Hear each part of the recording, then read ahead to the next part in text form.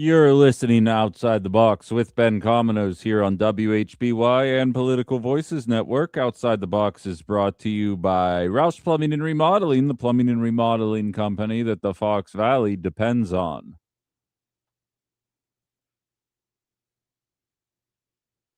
There are days when being the adult in the room show sucks. I will acknowledge that. And yes, I recognize that I am calling the show that quotes Fozzie Bear and goes off on tangents about superhero movies and video games, the adult in the room show.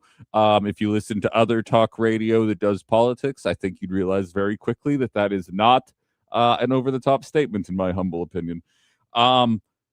With every fiber of my being. And we are going to get into the story, but I just can't, in good conscience, start the show with it. We're going to be talking about the Kristi Noem scandal, or lack thereof, to anybody who has even a single ounce of acceptance in their heart. But when you build an entire political movement around demonizing a particular demographic of people, only for it to turn out that one of the closest people to one of the most powerful people in that movement turns out to be a member of that community, well, there's a bit of delicious irony that is completely unavoidable. And if anybody else were president, that probably would be the story that we lead off on. Unfortunately, Donald Trump is president, and so we've got to handle the adult stuff before we can do any of the, rubbing Kristi Noem's face in a bit of a situation kind of moment here. She is requesting privacy and decency. She will not, you will receive no mercy from me, as Davy Jones said in the second Pirates of the Caribbean movie. Just like that, we're not the adult in the room show anymore. Way to go, Ben. I want to start here. We'll start with the courts in a second. Before we move on, just to address one story that was in our local news before the program started. A woman in our neck of the woods is being accused of about $50,000 worth of SNAP benefit fraud, which is no good. Apparently, it's alleged that she lied about her marital status on the application, saying she no longer lived with her husband in order to acquire more funds for SNAP benefits. It seems as though that was not a true statement. We're going to get more information as time goes along. If only she had been well connected, this fraud would have already been wiped away. If you guys have not seen, debts that have been canceled by the Trump administration's pardon have crossed over the $1.34 billion mark at this point.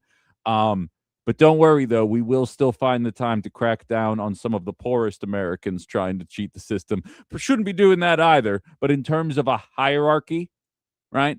In terms of a order of importance, PEMDAS, order of operations, if you will, probably should be focusing on these people. Actually, the smallest dollar number and amount of fraud available on the Trump pardon list is Alexander Sittenfeld, who I had never heard of him, so I had to look him up. He was in the Cincinnati City Council from 2011 to 2020. And in 2022, he was convicted on federal charges of bribery and attempted extortion in connection with an undercover sting investigation by the FBI. He has been wiped. He's innocent now. He's free. He's probably doing business with Hunter Biden and the Somalis or whomever else. But this guy is out and about. $40,000 in fraud wiped off the books there for no reason other than, I imagine, he probably donated to the Trump administration. Nothing more to see here. We are in a post-corruption America, ladies and gentlemen. Always remember that. All right, without further ado, let's get into the main crux of the matter today, the court cases against the Donald Trump administration. Now, allow me to say this before we go any further into this conversation. I feel like we are at an interest. I don't want to say slippery slope, but let me just say this. We talk about it with the professors all the time in regards to the filibusters, something that I am questioning its political significance. Obviously, right now, it's preventing the Republican Party from disenfranchising women. But I also remember when the filibuster was used to prevent Medicare for all. So I understand the pros and cons of some of the metrics that we use politically to either get or not get what a particular political party wants. I recognize that there is a dangerous precedent being set here. No, I shouldn't say being set, but I'd argue that at a record pace, we are watching courts across the land weigh in on presidential matters. Like, for sake of argument, Lord knows, if you know me, I couldn't care less about this White House ballroom story. I don't care if it gets built. I don't care if it stays a hole in the ground. Like, there are certain people that care about this kind of thing, and those people are the people that I like to call homeowners. To anybody else who isn't one of those, it's not high up on your radar. And I do question. There's obviously laws in place. I'm not questioning the ruling coming down from the courts. But eventually, it's starting to look like every single thing that Trump tries to do inevitably gets challenged by a court, either rightfully so or unrightfully so, up to interpretation on that front. But most of it is getting challenged.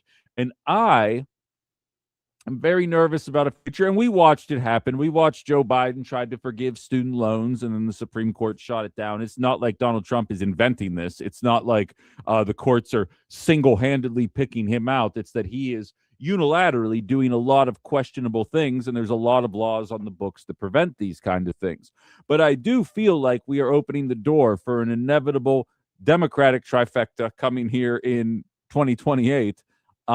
That a lot of it's going to ultimately end up getting, a lot of the legislation, I should say, is going to get shot down by the courts. Hopefully I'm wrong, but I do feel like we are opening the door for some nonsense later in life, and I think it's important for me to highlight that now and just get on the record for when inevitably the courts do shoot down obviously good things in the name of making sure billionaires can maintain most of their wealth. Like, if a wealth tax crossed the finish line and then the Supreme Court figured out a way to not make it, to make it so that that somehow is unconstitutional or something to that effect. Like, I can envision that inevitable outcome, that we're all sitting here cheering right now, like, oh, good.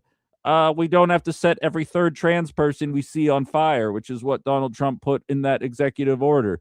That we're so happy that the system works this way, only to flash forward 4 years and then it blocks some kind of major healthcare legislation or something. So just keep that in mind as we move forward through this. But I do have to say, in terms of what goes around comes around, and we're going to start with the 14th Amendment case here, I really don't think MAGA wants to go down this pathway of, this amendment kind of feels outdated and really not relevant to the what the founding fathers or what the Congress at the time meant when they passed this as an amendment. Of course, the 14th Amendment dealing with birthright citizenship, which as Terry Moran, former Lawrence University alum, I guess you're always an alum, but as Terry Moran says, the 14th Amendment, essentially, had it not been passed, most of the people in Congress at the time would not have been American citizens because we're all immigrants, right? Whether or not it is kept up to date or not is a matter of interpretation. But MAGA, is there another amendment? Let's say, is there a second amendment that also might get brought up in terms of being outdated were this to go the way that you apparently want this to go? Are you starting to see a bit of a slippery slope here that you probably don't want to be involved in were it to get to that point? Because I feel like there's very obvious, like if a second amendment, I can't think of one off the top of my head, but if there were a second amendment that people felt like, this was written in a time when technology was a certain way, and now we've progressed so far that there's no way the founding fathers could have anticipated where this second amendment that I can't think of off the top of my head might have ended up going. Can you guys think of a second amendment that might be on the chopping block were the 14th Amendment to get axed based on the grounds that the Trump administration is proposing? Do I need to paint the picture for what that might look like? I wish I had an example of a second amendment that might be on the chopping block were this to happen. It's not going to pass. This is settled law. It's going to get shot down. In terms of getting shot down, there's a number of things that got shot down in the federal court land, plenty of which that I am a champion of. Again, the ballroom construction needs to be approved by Congress. Could not possibly care less. However that plays out, if we build a giant ballroom for all these rich, wealthy elites to party in, great. Probably would have rather it went to food stamps. If it just stays a giant hole in the wall, great. probably should have considered that this was an outcome before you decided to knock it down. Nobody accused this White House of being intelligent. Really don't care which way it ends up going out of that. PBS and NPR. As a radio guy, I think the NPR conversation is a ridiculous one. I do not listen to NPR. That is not a slight against them. I have used Wisconsin Public Radio as a source dozens of times on this program. I think they do good reporting. They obviously have a liberal bent to them, and I could understand why if I were not liberal-minded, I would find that to be a bit frustrating. I would also like to highlight that 1,500 out of 1,600 talk radio stations are right-wing radio stations. Maybe cry more about it. I don't know. But I understand it. PBS, everybody needs to shut the hell up and leave PBS alone. We all have nothing but positive attitudes towards PBS. I get it that Big Bird and Snuffleupagus like welcomed whoever in the community when it turned out that they were a trans Muppet. But like, grow up. It's Sesame Street. They're supposed to preach acceptance. I'm of the impression we're all supposed to be preaching acceptance here. I got called out yesterday for my interpretation of Pete Hegseth being a little too religiously motivated to be the DEI defense secretary. I was highlighted as espousing anti-Christian rhetoric. Do unto others as they would do to you. Turn the other cheek, so on and so forth. I'm pretty sure we're supposed to be preaching acceptance. Is what's supposed to be out there. So everybody leave PBS alone. And now for the last one. And I have a lot to say about this one. Probably going to carry over into the next segment. Wait. Okay, so sorry, I got a comment on the text on the YouTube chat that doesn't make any sense. We're going to have to parse through that another time. When it comes to mail-in voting, a lot of you guys are newer to the show, so I feel like I have to start this conversation from this perspective. When we were being fear-mongered in 2024 about Project 2025 and Donald Trump's threat to democracy and in my opinion, a lack of interest coming from the Democratic Party to put together a cohesive strategy and game plan of what the future is going to look like economically and how to win over people under the age of 40. Again, on election day, people 30 and under were +5 for Donald Trump. When's the last time people that young have been pro-Republican? That's how much young people are struggling right now, and the Democratic Party had no interest in addressing corporate greed or wealth inequality. They were interested in fear-mongering about what Donald Trump was. And it was my go-to line to say the Democrats had a trifecta in the early 2020s, and they could not get any popular legislation across the finish line despite taxing the rich, Medicare for all, legalizing marijuana, nationalizing child care and elder care. So many of these different conversations have a more than 60% approval rating, but Democrats couldn't figure out how to get it across the finish line. But they would fearmonger and tell you that if Donald Trump wins, he will definitely get all of his legislation across, even with an under 40% approval rating. And my response, and longtime listeners can probably finish it before I'd say it, would say, if Donald Trump is able to successfully pull that off, that either means that Democrats are lying about how far Donald Trump is going to go, or they did not try hard enough to do popular things when they had the levers to do so and are expecting voters to bail them out without earning the votes. That was always my go-to line, because no matter what positive piece of legislation would cross the Democratic slate, there would be some reason why it didn't happen. Whether it was the Republican Supreme Court or Kyrsten Sinema or Joe Manchin or those darn Republicans or the filibuster, whatever the situation was, they always had a reason for why they couldn't do the objectively popular stuff, and then would fearmonger you that Republicans were going to turn around and do the unpopular stuff.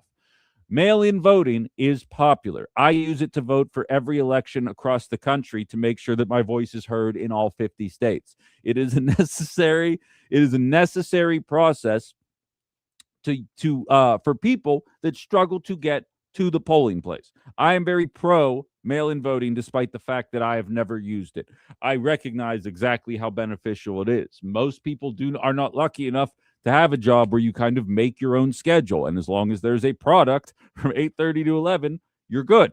That allows me to go and pop off at 11:30 in the morning and go vote really quick whenever most people have to work, and then get back to my day. On top of this, I do not have children. I really don't have any extra responsibilities outside of this show. Very, very fortunate life that I've chosen to live. And as a result, getting to vote on election day has never been a struggle for me. I recognize that that is not the case for everybody. And moreover, the moron in the White House voted by mail 3 weeks ago in an election that he lost, by the way, in the Mar-a-Lago district, a plus 14 Trump district, went for a Democrat. I'm sure nothing to be panicked about come November. He passed or not passed, excuse me. Of course he didn't pass anything. This Congress is useless.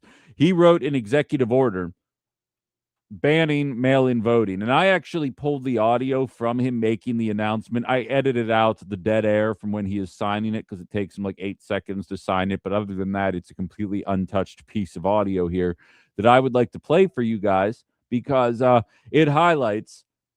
It's almost like a 13-year-old who knows that his parents or his teachers or whomever is going to question the obvious lie or activity that he is engaging in. And so he's just getting out in front of it in a way that as an adult, you look at it and you're like, oh, look at him learning how to lie. That's adorable. And then you realize that this guy's a president of a country.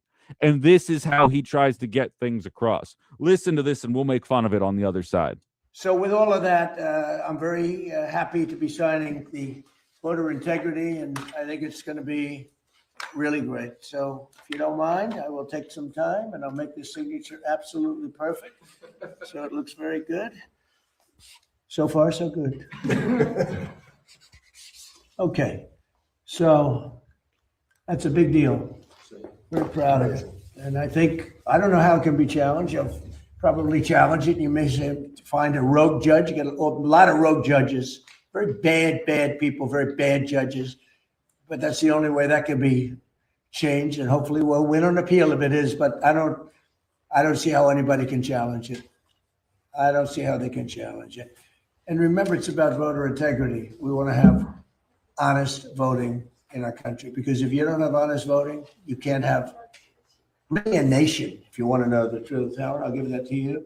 Now, there's no piece of information that I can give you that you haven't heard 1,000 times over in regards to the lack of voter fraud, specifically from mail-in ballots, but realistically, from any perspective, there has been next to zero voter fraud since I was born.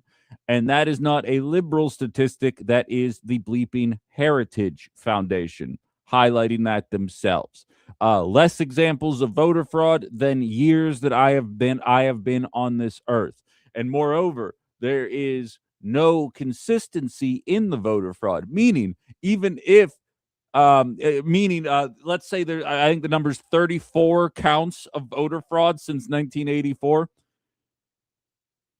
What if it's 18 to 16? You know what I mean? Like, there's no guarantee that all of the voter fraud is Democratic. And realistically, based on the people who have been caught engaging in voter fraud over the course of the last 4 years, the preponderance of the evidence actually leans more towards Republicans being more egregious voter fraud committers than the Democrats. Again, to the tune of dozens, not hundreds, not thousands, not tens of thousands, dozens. It's not like it's a high number, but by and large, the people getting caught are Republican in recent history. You can tell the way he's talking. The only way it gets turned over if there's some bad judges, some nasty judges, some bad, nasty judges that are going to turn this over. Allow me to make this simple for the cheap seats in the room here. Voting systems are state systems. The federal government is not able to dictate how the states run their elections. If the state government wants to get rid of mail-in voting, so be it. Allow them to do so. Probably an important thing to remember when Tom Tiffany is something transing your kids. Statewide, yes, absolutely. This is a conversation worth happening. I am not going to give this an entire show. I'm not going to give this an angry rant. I'm not going to give this some kind of 15-minute long diatribe where I just embarrass Donald Trump and any of the morons that think the 2020 election was rigged. I'm not doing any of that because this is so laughably stupid. To me, it makes me question what else they don't want us talking about. Probably Kristi Noem's cross-dressing husband. More on that later. I don't know what they're trying to distract us from. But this is such an open and shut case, it's almost embarrassing. And for an 80-year-old man, maybe he's sundowning. Maybe he just doesn't understand how the Constitution works, so that's why he sounded like such a fool while sitting at his tiny desk signing that executive order.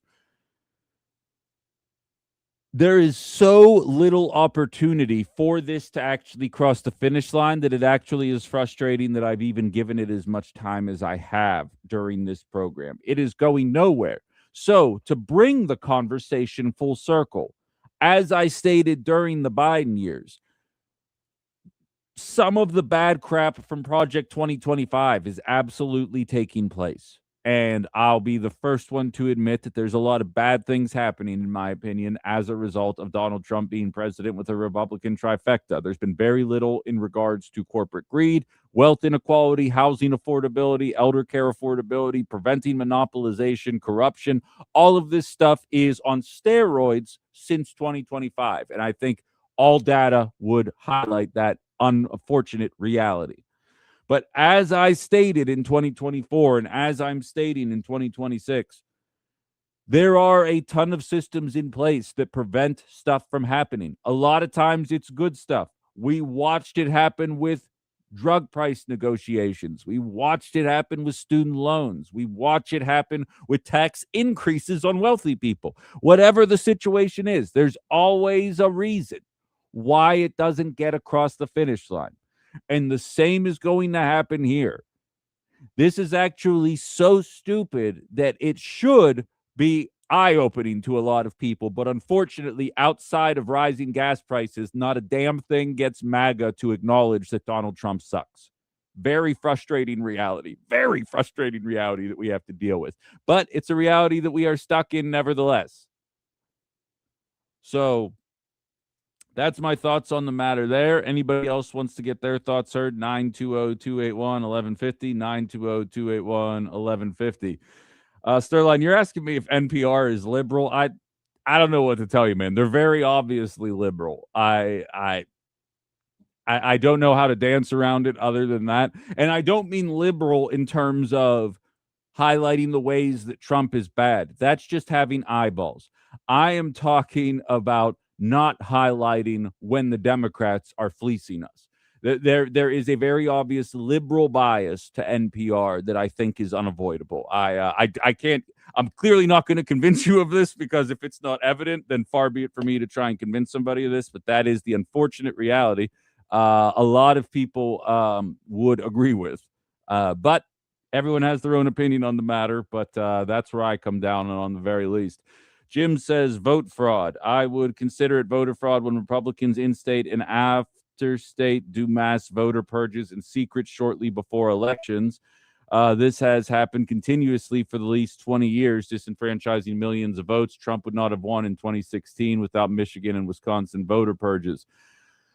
I don't know enough to comment one way or the other, Jim, but yeah, I haven't seen Texas is being pretty flagrant about their voter ballot purges as we speak right now. And in true politician fashion, they are misrepresenting the type of people that are on ballots, so on and so forth. And I'm right there along with you there. Again, the name of it should be the name of the game should be keep the election secure, but also make it accessible. And we, other than when one orange man told you that the elections weren't secure, we really don't have any evidence otherwise that the elections aren't secure. So maybe if you just ignore that one orange man, all of a sudden reality might accidentally smack you in the face. But reality kind of sucks these days anyway.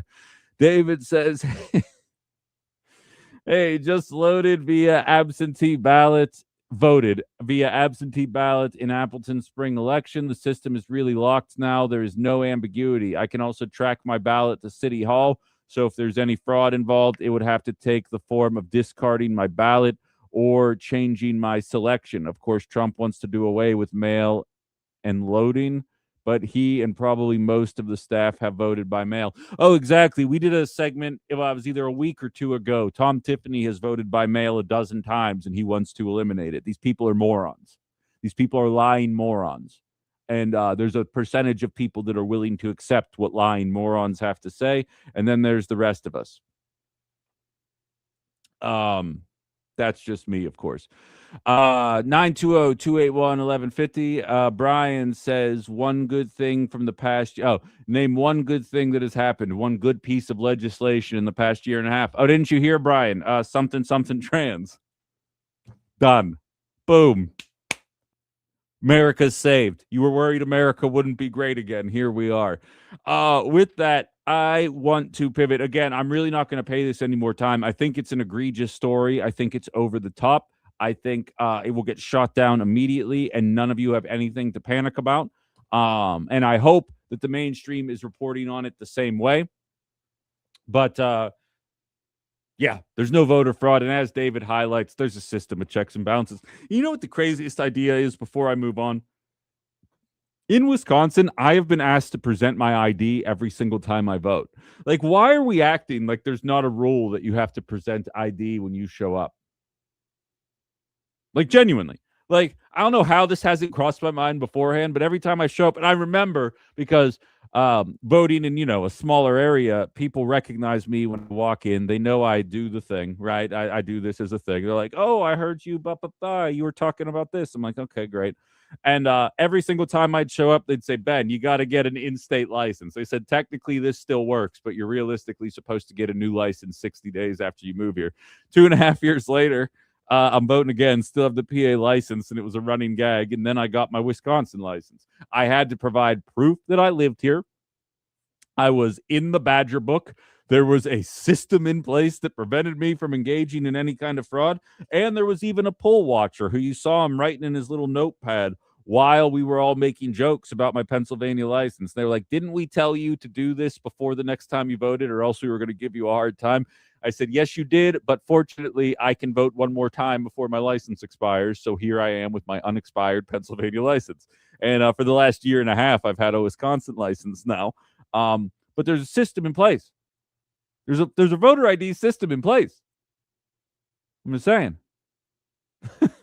We'll get into, but so won't be the last time we're talking about the lack of voter fraud, I'm sure. As Jerry highlights, in my 34 years in Wisconsin, there was only one significant case of election fraud. It was the GOP fake electors in 2020. I'm not going to claim to have done the math. I haven't read up on it thoroughly enough, but I'd have to agree with Jerry's perspective there that is the most egregious example of it, when a president lost by almost 8 million votes but did not accept the outcome, is probably the most obvious example of voter fraud that is out there. So we have to get to break. I'm very late. We will keep this conversation rolling on the other side. Also, plenty more to get into, so stay where you are.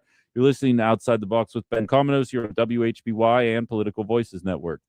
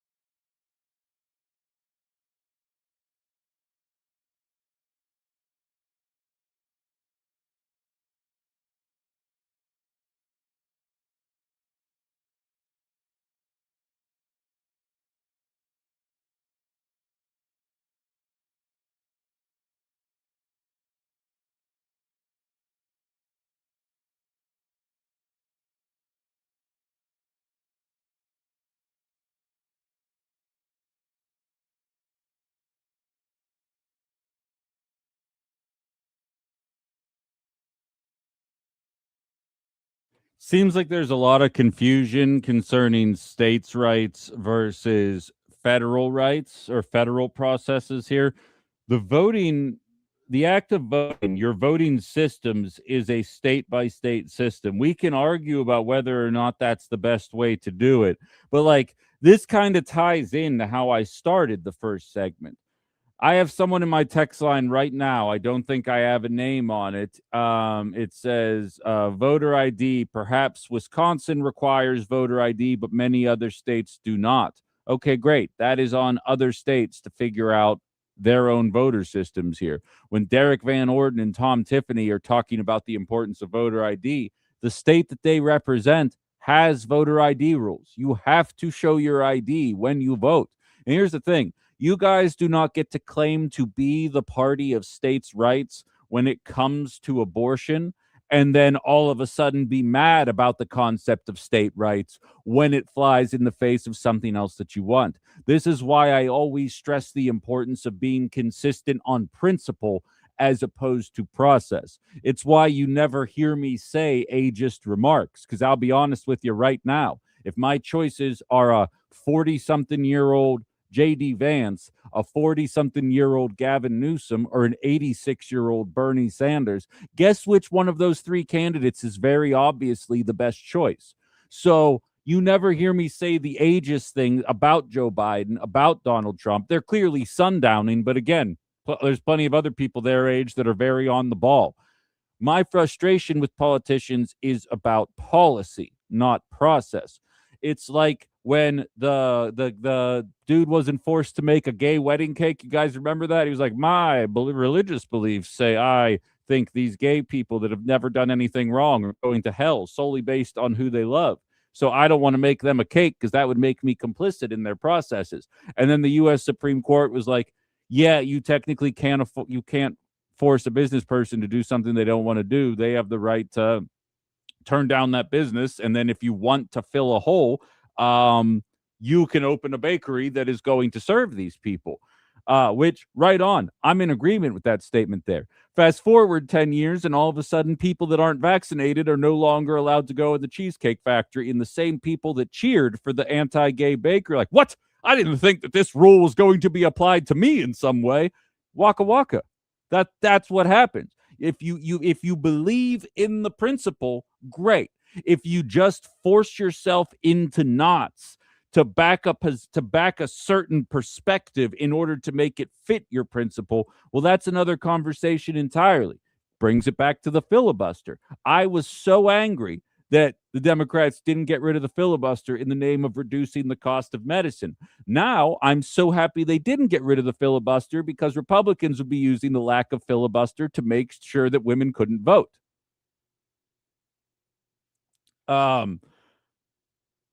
It's a matter of the principle of what is going on. Stay consistent. And I see you're still kind of confused. Voting is a state-by-state issue, even for president. I don't know what to tell you. That's the way that it works. And something tells me you're probably super excited that Roe v. Wade is no longer the law of the land, and that got to go to a state-by-state basis. Am I right or am I right? Don't bother answering me because I know you're not going to be honest. But am I right or am I right? I'm right. But so it's a matter of consistency. Are you in favor of states' rights or aren't you? And if you are, pipe down about the way that people are doing their elections. And for the record, if it's a simple voter ID law, yeah, sign me up for it. That ain't the SAVE Act, and that sure as crap ain't the Save America Act. So get that nonsense out of my face and go present me with a 2-page bill that says you must present an ID when you vote. The ID that you use to drive is good enough. Waka waka, we got ourselves an ID law. If you're going to present a bill that requires women to bring a marriage certificate and a passport and a birth certificate and all these other things, shut the hell up. I don't care about your opinions anymore. DSL says there definitely needs to be a universal change to voting in America. India can process over 1 billion votes in a day, but America, we have to wait several weeks. Now, that is something that I can get behind. And to be frank, in Wisconsin, there have been several efforts by a certain political party to allow for mail-in ballots to start to be opened and processed, but not counted, to expedite the process. And then there is a second political party that really works overtime to make sure that it takes as long as possible. I have no comment about California. You're exactly right. California is a joke, and they need to do better. But again, even when efforts are made, when a certain political party is blocking them, and that's the same certain political party that's complaining about voting processes, well, again, eventually we're kind of pigeonholed into what do you want me to do or say? Because they got to do something then. They got to try and make this better. And as Larry highlights, a radio station can't turn down a campaign commercial. You're exactly right. We're forced into business that way. But again, it's technically public, even though it's funded with private dollars. And they get a sweetheart deal. Don't even get me started on that garbage. But yeah, I feel you. I feel you there completely. But so, again, we've got the 14th Amendment case. We got the mail-in voting case, the PBS and NPR, which I'm not completely convinced those are going to stay funded yet. That still is in the federal court era, but I have a feeling it is probably going to end up getting shot down by the Supreme Court. So I'm not counting my chickens on that one yet. And again, the ballroom couldn't care less. But as of right now, he's not allowed to build it without congressional approval. Whatever. But so don't panic, I guess, is my point, because I think there's going to be a lot of effort. There's going to be a lot of words, a lot written, a lot of words spoken about the decision that the Trump administration made about the executive order that was processed to eliminate mail-in balloting. This will get shot down. There will barely even be a process. Like, I'm here to tell you right now, this is a joke. I called it in 2024. It is a joke in 2026 just to gum up the works.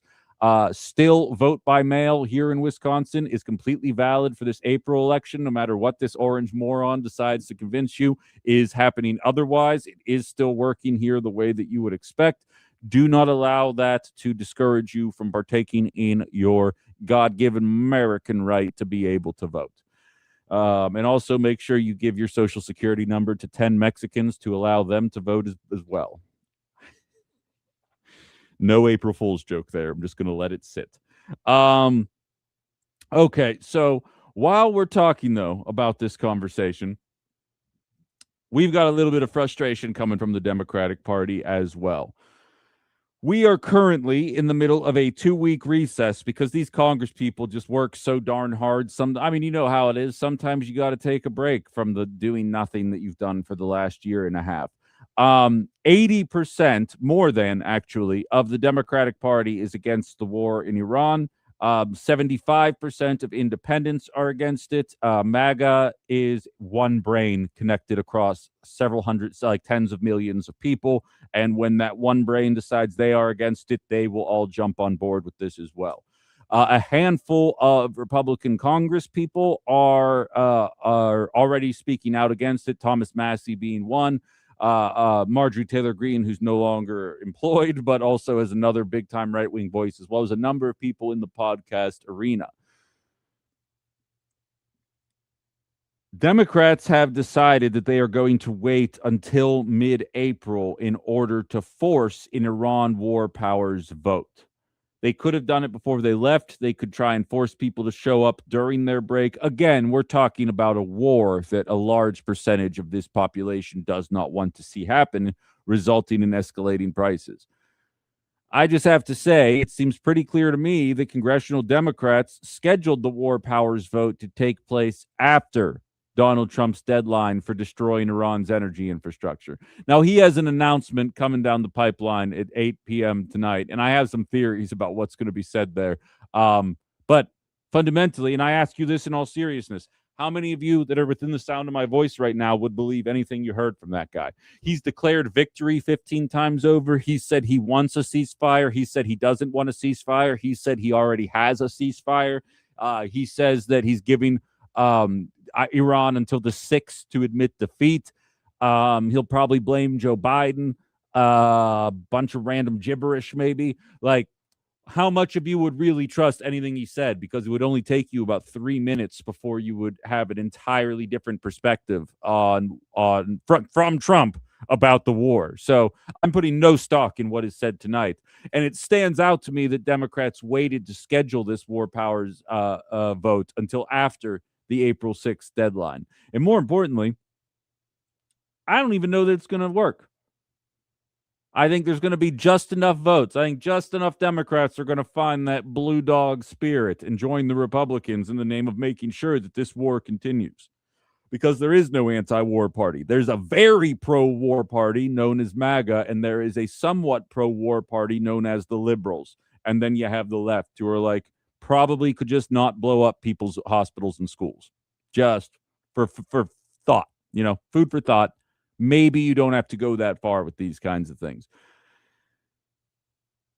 This is why Democrats lose.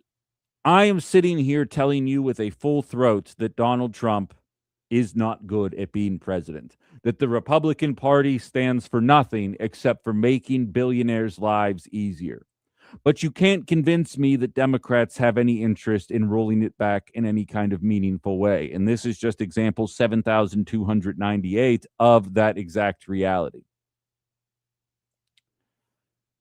I don't know how we fix it in the short term. I'll be real with you.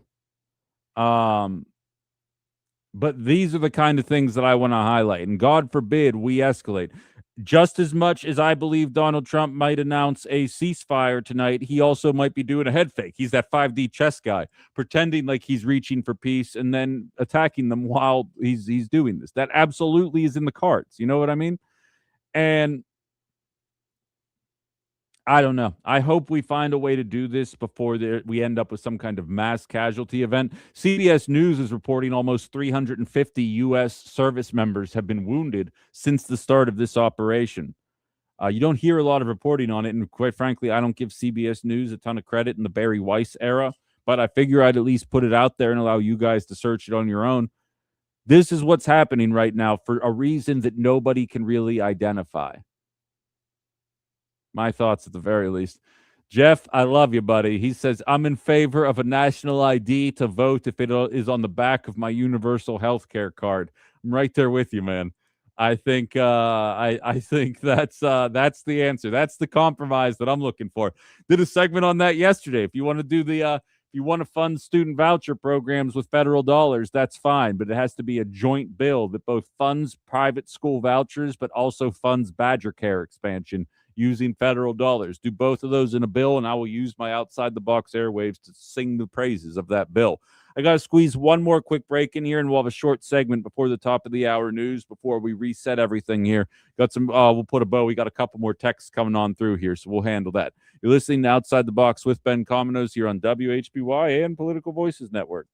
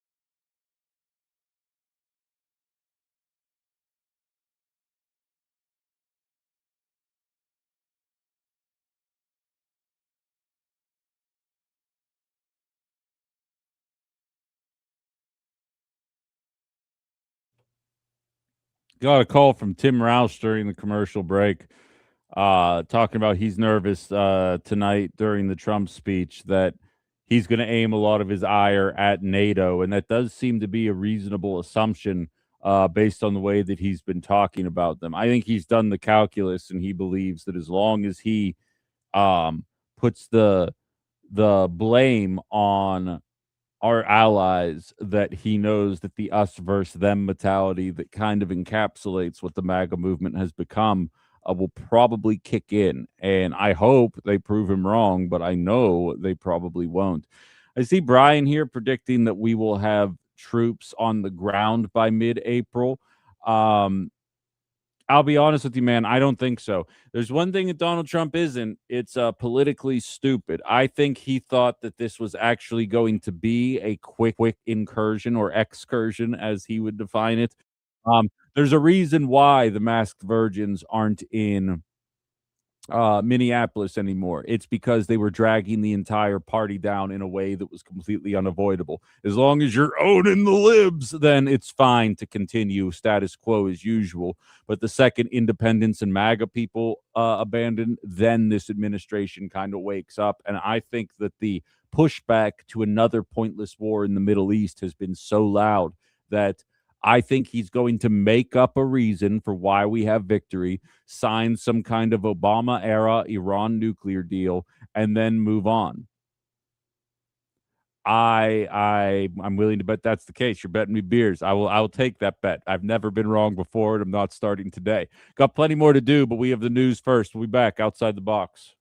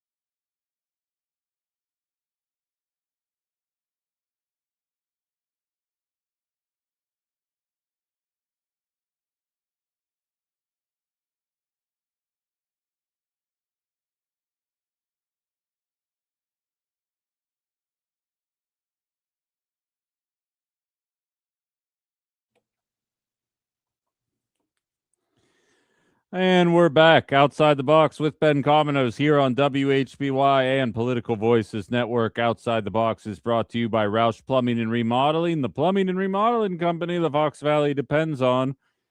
If you're just joining us, we spent the better part of the first hour talking about the president's legal woes and not the legal woes that we're used to talking about, or at least the media is used to talking about. I never was one for the Trump trials, for those of you that remember those days. But for coming from the Supreme Court, coming from federal courts, preventing a lot of major points of contention of his presidency, whether we're talking about building the stupid ballroom, funding for PBS and NPR, access to mail-in voting, whether or not the 14th Amendment should exist. Definitely running into some speed bumps here, and some projected speed bumps as well, assuming that laws and legal standing mean anything in 2026, which they might not. No way to know for sure. Okay, so with that though, I do want to shift gears here a little bit, and I do have an economic segment that I want to do, and we will probably save that for the next segment. Just to really highlight where we are, we've got Jamie Dimon going on national networks, putting his foot in his mouth, and another multi-billion-dollar corporation laying off 30,000 employees for no reason other than the exact reason you know I'm going to say. And I do want to get into all of that, but I have to say that I pride myself on not being a tabloid show. I think there's a lot of people in talk radio that get excited for the juicy stories, the simple stories that really don't take a lot of brain power, but that hit all of those pleasure centers in your mind, or rage centers, depending on your perspective, that gets the clicks, that gets the engagement, that does all the things that media is supposed to do in this crazy profit-driven world that we live in. I have prided myself when those kind of things happen. I'm the guy doing the show about FTC lawsuits and things of that nature. I don't like getting in the muck, even though I have that gene in me. And I dabble. I cannot avoid this one, though. I am only human, and there's only so much that I can do. And I would like to state unequivocally before I get into this that I am not making fun of this person. I am not making fun of this person's husband, and I am not making fun of anybody that identifies within this community. It is the meeting point of a hate-filled agenda mixed with a lot of that hate stemming from the fact that a lot of people identify that way. There's a running bit, right, that anytime the GOP gets together, the Grindr servers crash. Grindr, of course, being the dating app for gay people. And it's not like the crashing the servers bit is a joke, but there are absolutely spikes in Grindr usage anytime there is a massive GOP get together. Then they go in front of national networks and talk about the scourge of the gays and the transes and blah, blah, blah, blah, blah. If you've never heard of me before, I am very pro all populations of people that do not intend to do harm to other populations of people. I have never been to a drag show. I do not begrudge anybody that goes to a drag show. I do not begrudge anybody that takes their children to a drag show. Burlesque shows have existed since infinity, and nobody had an issue with it then. It's kind of like voter fraud. As long as one moron says it loud enough and consistent enough, millions of people will eventually be mad about it for no reason other than I'll get to the bottom of it later. I haven't figured it out quite yet. If you haven't heard the news by now, allow me to lift the rock up from which you have been living under and fill you in. Kristi Noem's husband has been found out to be a cross-dresser. And people are reacting the exact way you think. Of course, Kristi Noem puts out a statement saying that she demands privacy and respect. And this time, you don't get to label American citizens as domestic terrorists and then try and play the victim after something like this. And it's a unfortunate reality for her. I'm sure she's very embarrassed right now and has a lot to go through. But you don't get that luxury. You don't get to play victim when you were playing bully for the last year. It simply does not work that way. I think the saddest part about this story is that if um if Nancy Pelosi's husband were found out to be a cross-dresser, the right, of course, would be having a field day with it, but there would be no calls for resignation from Pelosi coming from liberals or the left. There would be no condemnation. There might be jokes here and there, but in a playful manner. There would be no real professional fallout from that eventuality. Why Kristi Noem's experience is different is when you throw your lot in with the something something trans community, with the drag shows are ruining our kids community. When it turns out that somebody that close to you is partaking in that activity, it's going to ruffle some feathers. Let's just say it. There's some rumors out there about Lindsey Graham that make me very sad. And I wish that he were part of a political party that would just allow him to be the person that he wants to be. Instead, he has to channel all of that pent up sexual frustration into making sure that all of America's young people die in a pointless war in the Middle East, despite not having any children himself. By the way, have you guys noticed he's completely pivoted on his over-the-top warmongering mentality from 2 weeks ago, and now he's saying that Donald Trump has to take his foot off the gas? It's almost like they're all seeing the polling data and the writing on the wall, and it's not looking pretty for the people that are supporting this right now. I have seen this story, and I have watched podcasters left, right, and center have a field day with it to run it up the flagpole and end up getting 2.5 hours worth of content. To be real, on a different day where the president doesn't try and eliminate mail-in voting via executive order, that would have probably been where I started this show. And again, I'd give it the 8 or 9 minutes that I'm giving it right now, and then I'd move on. But when you see this kind of stuff happen, you have people questioning, there's a chance that this person might end up being blackmailed. And then Kristi Noem, what kind of secrets did she have that she would end up, that he might have access to, that he would give away to make sure that this news doesn't become public? And what's interesting is that we still live in a society where you even have to keep this stuff hidden anymore. I'm not into shaming people into what they want to get into. And I think Kristi Noem is an awful, awful human being.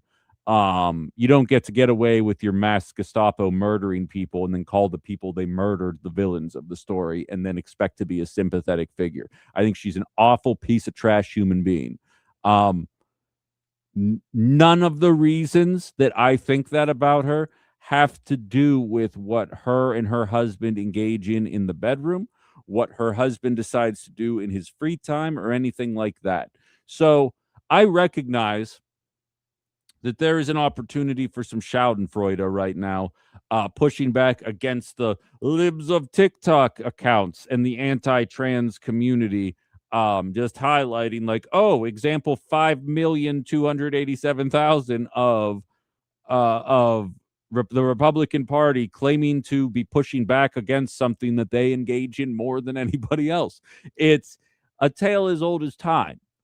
And I get that urge, but I also am watching a lot of things get bandied about. And of course, it's going to come from your Nick Fuenteses, your Tucker Carlsons, where there's going to be some inflammatory rhetoric because the Democrats and Satan are transing your kids. And so now that a Republican's been caught, you've got to keep the shtick up here. But for those of you that actually associate with the cross-dressing community, for those of you that have friends in the community, for those of you that maybe have never partaken like myself, but at least have a sympathetic attitude towards the people in that community, keep in mind that everything you're doing and saying is public. And while there is an opportunity for what you see as very easy points to score against a political opponent, there's a lot of real emotions in human beings, and I would even count Noem's husband in the matter as well, that are also going to see these claims. I can't stress enough. I do not care about the cross-dressing community. It does not offend me whatsoever.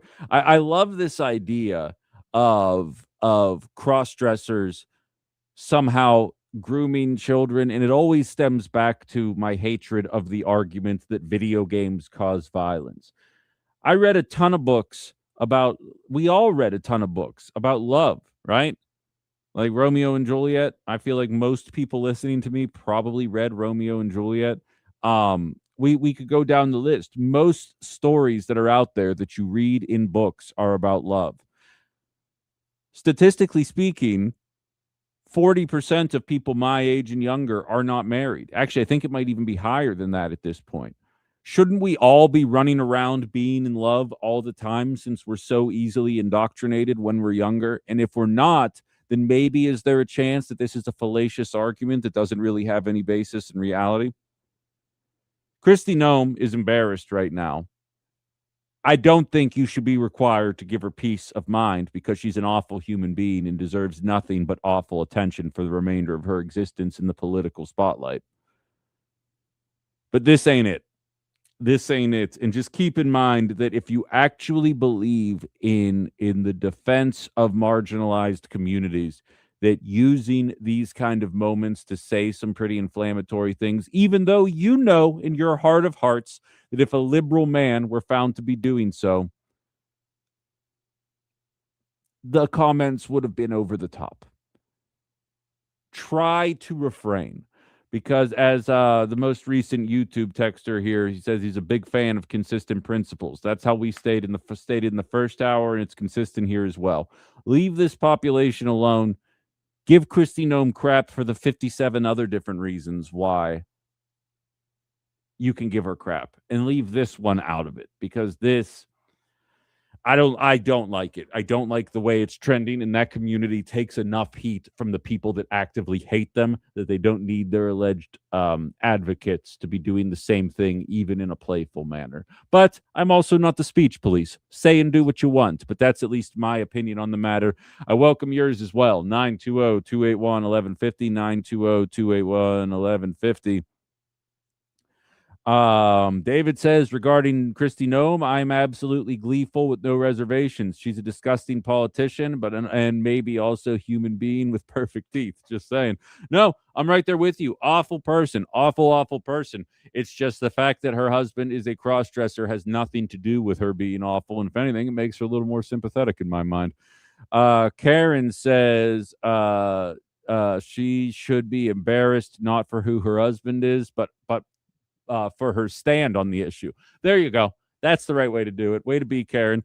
Lenny says, I thought she dressed like a hooker. Yeah. See, this is how you make fun of an awful human being without being derisive to a marginalized community. Now we're on to something here.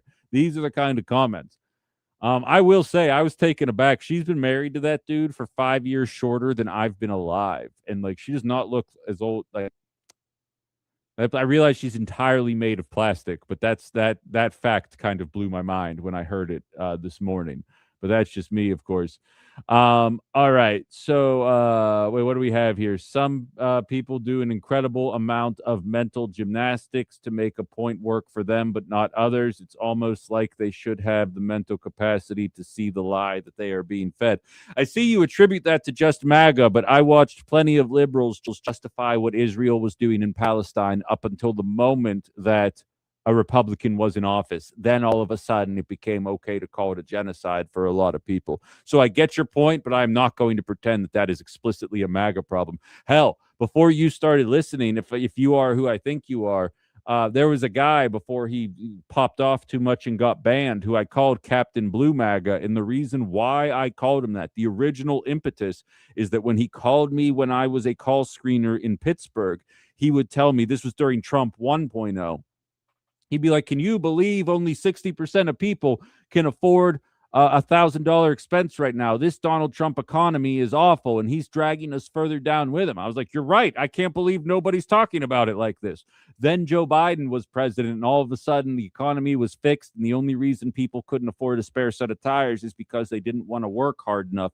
Fast forward to today, and now Donald Trump has ruined the economy, which is true. But the idea that it was somehow good or functioning for the American working class under the Biden years is a laughable assertion. So I get your point, but that is not uniquely MAGA. And I think that's important for us to acknowledge if we're going to continue growing. With that, I want to get into the economic discourse. We have a proposal that has been floated for a while now, addressing wealth inequality. And I want to talk to you guys about a story. We've done a lot of conversations so far that I think are going to be carried by a lot of national networks. Let's drop out of that conversation and talk about the real crap going on behind the scenes in yet another industry. We talked yesterday about manufacturing jobs. Let's go into the white collar world today and talk about what is collapsing down around us. And let's do some math. Let's have some fun with numbers in that regard. We'll be back on the other side of the break. You're listening to Outside the Box with Ben Cominos here on WHBY and Political Voices Network.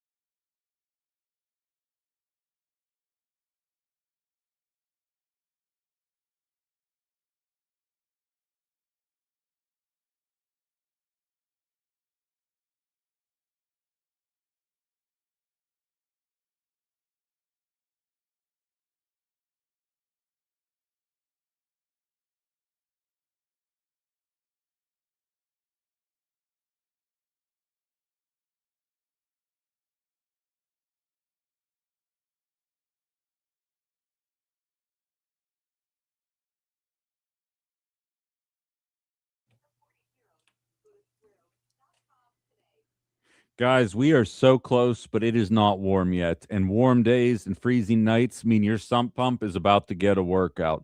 You know, water damage is the main reason why people file home insurance claims, especially this time of year. So do yourself a favor and get your sump pump tested today. And do so by calling Tim Roush. Tim Roush and his team provide excellent service for people like you looking to get ahead of the issues. Just use that free text line that I've been telling you guys about all year. If you want more information about testing your sump pump or any of the awesome opportunities to work with Tim Roush Plumbing and Remodeling, go to RoushPlumbing.com today and get your answers checked. That's Roush Plumbing and Remodeling, the plumbing and remodeling company the Fox Valley depends on.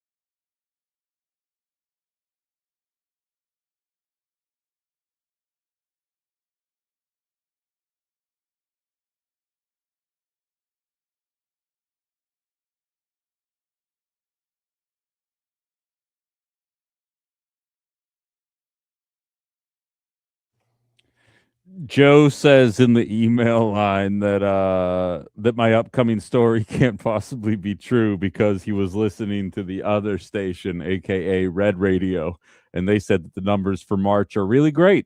And they expected 42,000 people of being employed, and it was up to 62,000. So wow, nah, yeah, exactly. And I mean, I will admit, I think this presidency is really opening some eyes for how we talk about job numbers in general, that I think Democrats were kind of given a bit of leeway. The corrections that come from job numbers a couple of months later are much more accurate compared to the original numbers that comes out. It always seems like they overestimate pretty tremendously. Those are the numbers that get the headlines. And then when there's a reduction, that kind of happens quietly.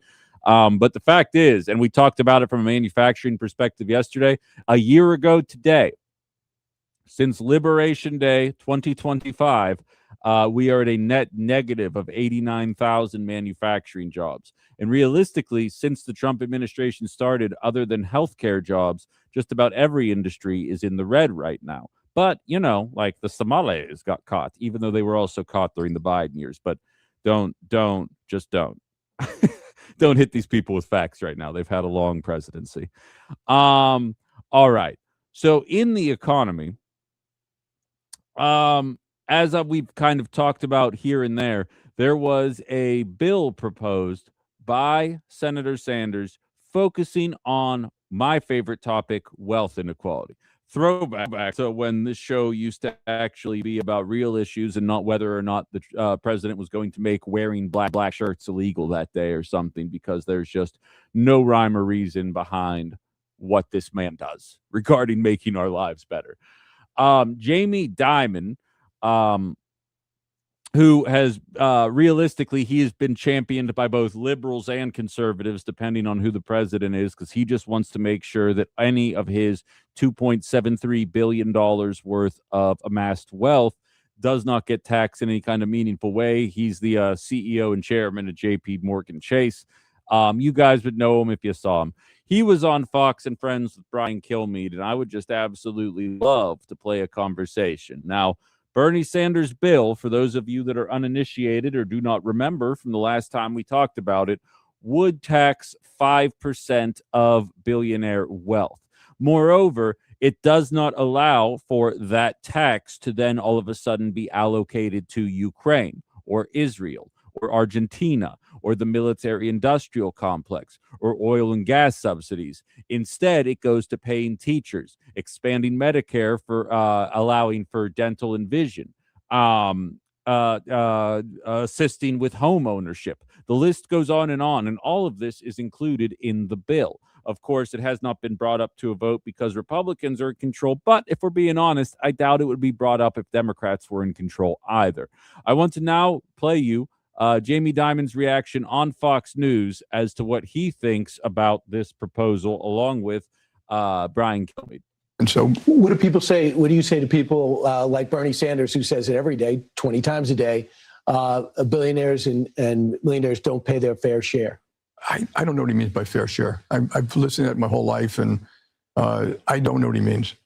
I mean, I think that we could acknowledge there are flaws and attack the flaws. I don't think just taxing someone is going to attack the flaws. As a matter of fact, I don't think most American citizens believe that if we taxed $1 trillion more and sent it down to Washington, D.C., that the country would be worse off. I think what they believe is that money be given out to special interest groups and the friends of this politician, that politician. We need policy that drives growth, and that's regulatory policy. I think immigration policy. We should allow more merit-based and path to citizenship. I think we should double the earned income tax credit. Like literally, if you are making $14,000 or $15,000 a year, that the government give you 12, not just 6. And I think that would put money in the hands of people working. It would be better social outcomes, more home ownership, less crime, less recidivism. That first rung in the ladder leads to the second rung, and the money would be spent in their local communities. Do you like the idea of Trump accounts? Yes, I think it's a great idea. So not only is it already expressed in the bill where these funds would actually be allocated, but allow me to express it in a more numerical way exactly what this looks like. Were this bill to be enacted, Jamie Dimon would owe $135 million in extra taxes. His net wealth would go from $2.7 billion to $2.57 billion, and every senior would have dental, vision, and hearing. Teachers would be paid a livable wage. But he would rather you believe that him maintaining his $2.7 billion is actually the best outcome for you. Because, I mean, really think about it. If you think about it really, you'll be a billionaire someday too. And do you want to lose 5% of your wealth when you become a billionaire? And if you think you're stupid for thinking that, yep. So you listen to the way that he positions it out there, tries to spin it in a way that does not touch any of his wealth. Oh, and by the way, his bank was fined $27 billion during the 2008 crisis and $290 million for being involved in the Epstein scandal. But, you know, hardworking Americans and whatnot. The idea that the wealthiest Americans actually have our best interests at heart is a laughable assertion. And we've been providing examples of this all week, whether we talk about the tax cut that was provided to manufacturing companies that ultimately resulted in 89,000 less manufacturing jobs, whether we're talking about the people serving beer at Dodger Stadium being replaced by robots that both take the orders and dispense the beer, and yet there has not been a reduction in the cost of beer. And now on to the example that is the most egregious example of today, like, you know, not in any type of long-term or meaningful way. Oracle. It's one of the most successful companies out there right now. It is set to lay off 30,000 workers. They actually got an email at 6 a.m. yesterday telling them that they no longer were going to be employed at Oracle anymore. By the time they finished reading the email, according to firsthand accounts, they could not log into their computer anymore. That's how quickly they learned that their services were no longer required. In 2025, they had $64 billion in revenue. But Ben, what about taxes and overhead? That's a great point. I never considered that. Once you take all of that out and you just have the profit, they made $16.188 billion last year. They have been increasing their record profits year over year since COVID. They decided to lay off 30,000 employees in very high level positions while making $16 billion. For more perspective, let's have some fun with numbers, shall we? I wrote it down. If all 30,000 people that got laid off, instead of getting laid off, received a $270,000 a year raise, Oracle still would have cleared over $8 billion in profits. If instead of getting rid of these people, they paid them $250,000 plus more, and instead they get laid off after receiving a massive tax cut. And people like Jamie Dimon want you to believe they're just kind-hearted billionaires. It's the government that's evil. We're here to help you. I cannot shake a stick, whether it's in clothing and apparel, information technology, manufacturing, mass media, you name it. I will find you a workforce that is constricting despite the fact that their industries are making record profits. I can find you private equity firms choking the life out of the chains that we have come to know and love by creating separate shell accounts that all that take the role of real estate firms that are jacking up the rents on these places. Then they close and they blame crime, despite the fact that they are charging us more than ever for the same goods and services that we have been provided for most of our lives. And now you're watching what Oracle is doing here. We have no reason to trust these people that are consolidating their wealth at an alarming rate. And the fact that there are still people that fall for what they are doing is probably the most depressing part, because what we have focused on over the course of the last 4 years ish of me doing this show is that it doesn't matter until it impacts you, right? It's why higher gas prices is the largest negative in the eyes of MAGA, because they have to pay for gas. When it's mean crap towards DEI, or when it's something trans, or when you're getting rid of NPR, they don't view that as a negative because they weren't listening to that stuff anyway. They didn't identify as trans anyway. They were just doing it secretly in their own privacy. I said don't make jokes about it, yet here we are. But when it comes to these layoffs, when it comes to this consolidation, when it comes to this lack of interest in trying to hold these people to account, no industry is safe. And there are countless examples of this. This isn't a small number. They laid off 30,000 people, and they made so much money last year that they could have paid every single one of those people an extra $250,000 and still cleared $8 billion. What do they need $16 billion for? We are told that trickle-down economics is created to create jobs, to raise wages, to increase the quality of goods. And instead, we are seeing the opposite of that happen the entire time that we have been enacting this.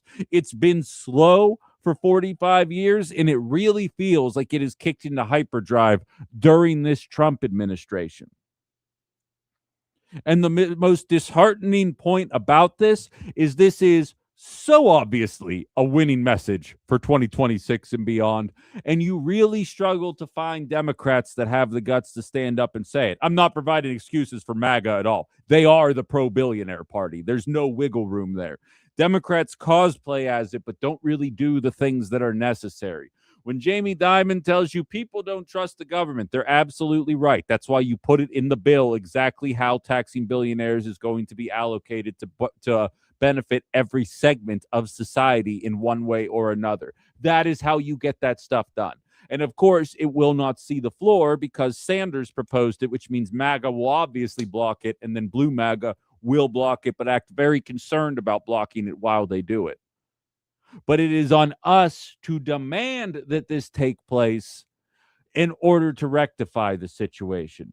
It's just example 8 billion of trickle down negatively impacting the job market, negatively impacting wages, negatively impacting the amount of jobs that are available, while 40% of the country still pretends that this is the way of the future.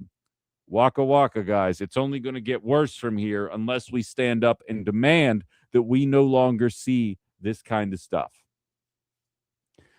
And with that, we have to go to break. What do we have here? Jerry says, speaking of Jamie Dimon, did you know before 1994 these giant banks did not exist because interstate banking was illegal?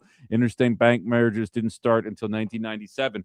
I actually did know a variation of that. And realistically, Jerry, there's a handful of banking regulations that were ruled back under the Clinton administration, which is oftentimes championed as the, why can't we go back to the bipartisan agreements of both parties? The bipartisan agreements are like the things that you are talking about right now that sold us down the river 15 years later, because these people knew that most people wouldn't be looking at those moments to blame people, right?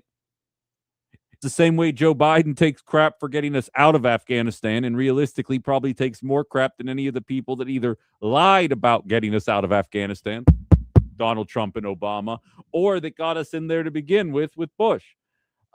These people bank on the goldfish memories, and considering the fact that people are already forgetting what was going on in 2024, it shouldn't be unexpected that people don't realize how the decisions made in 1994 are impacting us regularly. But you're exactly right. You're exactly right. The rules were changed to benefit these people. They do not view that as welfare. They view that as good old-fashioned American gumption. And then fast forward to today, we're sitting here trying to figure out how we ended up here. Tale as old as time, right? We're going to go to break. When we come back, we got one final segment to jump into here, and I welcome any comments as well. 920-281-1150, 920-281-1150. We'll be back in just a little bit. You're listening to Outside the Box with Ben Cominos here on WHBY.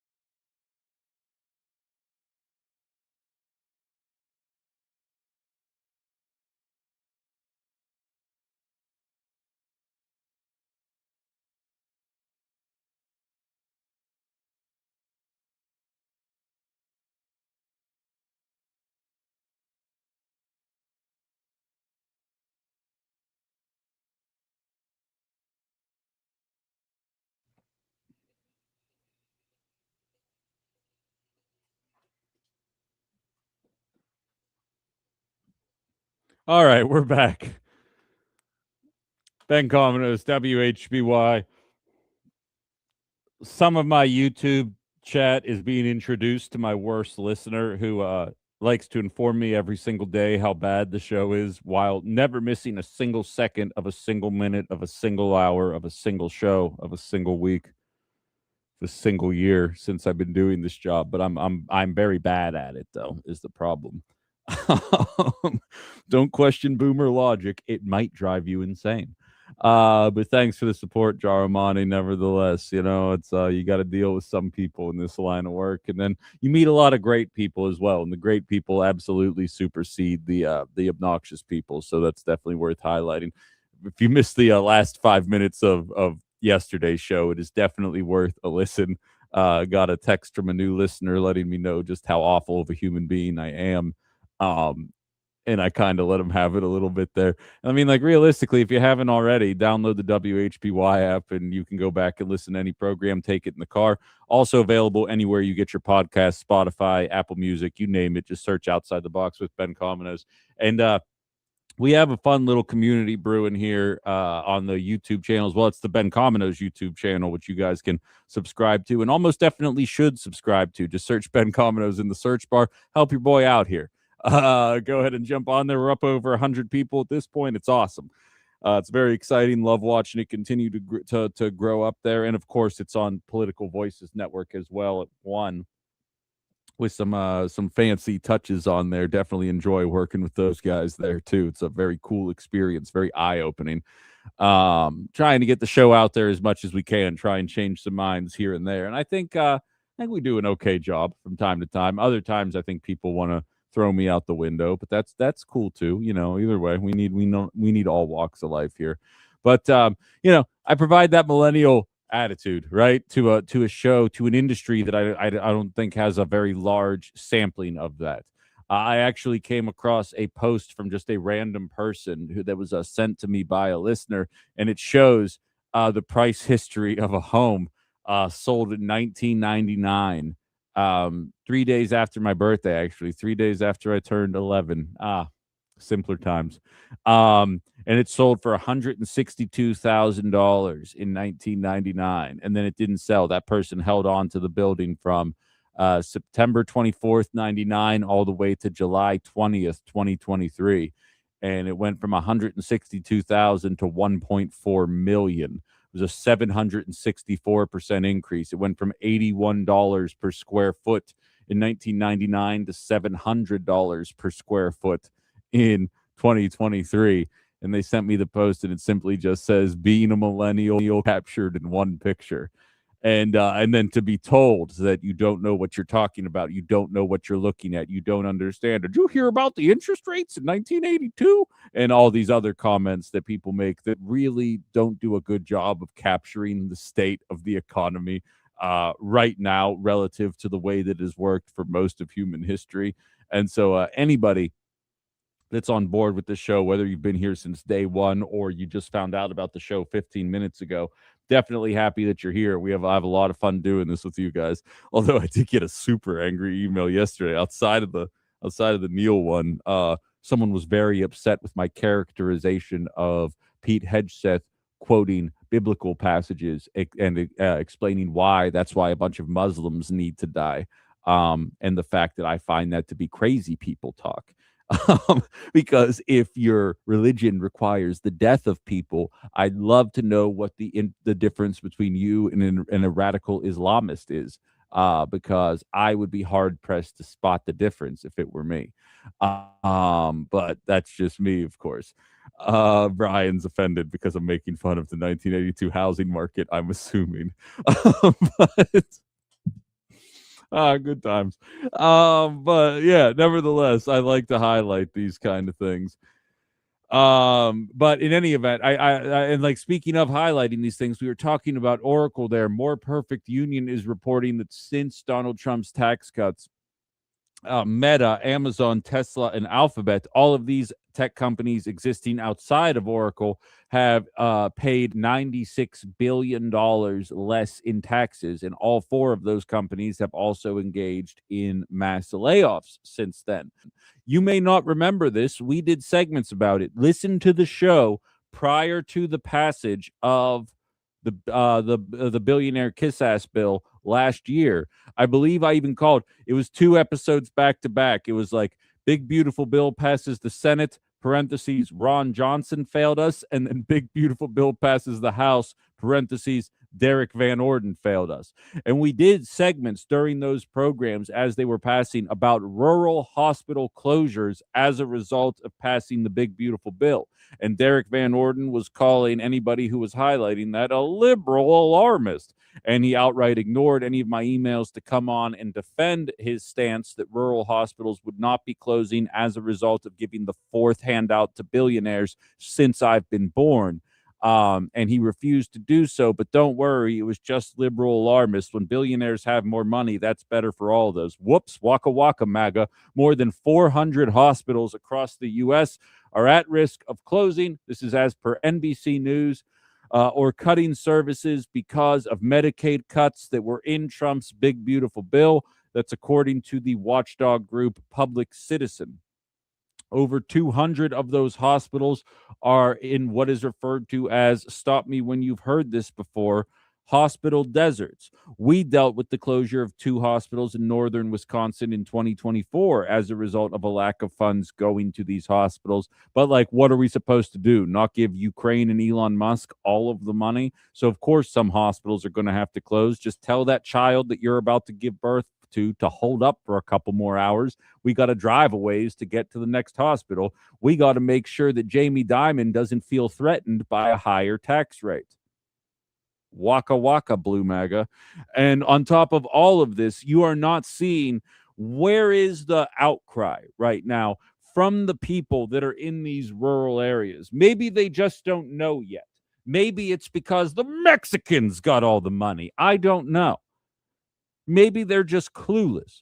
But you would think when their own services are closing down around them that maybe there might be a little more interest in trying to figure it out why it is that we got here and why the Republican Party seems so interested in trying to push through these massive tax cuts that don't provide any empirical benefits. As we've been highlighting, companies paying less in taxes, employers hiring less, wages staying stagnant, and now we're watching hospital closures because we have to make sure we siphon that money to these people. By the way, the Trump administration is looking to siphon out even more of our funds that go to healthcare costs, making sure that we can fund the pointless war in Iran that nobody outside of the most brainwashed Manchurian candidates are supporting at this point. It's going to be a long 2.5 years before we get to the end of this presidency. I can already feel it. And the guy knows he's messing up. It's why he's trying to eliminate mail-in voting, because they're about to take a beat down in November, and he knows it. We all know it. We're just, unfortunately, going to have to grit our teeth and get through this bull crap. But as is the catchphrase of this show in Trump 2.0, we had to get through Hoover to get to FDR. We had to get through Hoover to get to FDR. We will get through this Great Depression-ass presidency, and we got to make sure that we got the people in power when we get there that want to do the right things economically. We got to get out of here. As I mentioned, download the show on the HBY app, check us out on YouTube, and check out Political Voices Network. Plenty of programming on throughout the day, but this is the best show, so make sure you check this one out. And we'll be back tomorrow to jump into all the stories of the day. Haley is back, and up next, you're listening Outside the Box on WHBY.